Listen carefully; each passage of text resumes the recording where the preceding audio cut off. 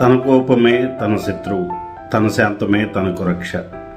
దయచొట్టంబు. ఈ పద్యం మనం ఆల్రెడీ చెప్పుకున్నాం మన డైలీ తెలుగువాణి ఛానల్లో. తన కోపమే తన శత్రువు అని తెలిసినంత మాత్రాన మనిషికి కోపం రాకుండా ఉంటుందా? మనిషి అనేవాడి కోపం చాలా సహజం. చాలా సందర్భాల్లో అంత తేలిగ్గానే వచ్చేస్తుంది. అసలు కోపం రాని మనిషే ఉన్నాడు అనుకో, అంటే మనిషి అనకూడదు, మహానుభావుడు అనాలి.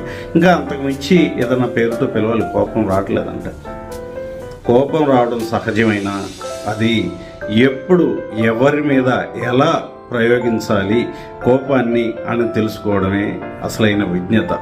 విజ్ఞత అంటే ఇంగ్లీష్లో విజ్డమ్ అంటారు. మనకు ఏదైనా విషయం తెలిస్తే దాన్ని నాలెడ్జ్ అంటారు. దాన్ని ఎక్కడ ఎలా ఎప్పుడు ఎలా వినియోగించాలో తెలిస్తే దాన్ని విజ్డమ్ అంటారు. అంతేనా? మీ అభిప్రాయం కామెంట్స్లో తెలపండి. రెగ్యులర్గా డైలీ తెలుగు అని చూస్తున్న మీ అందరికీ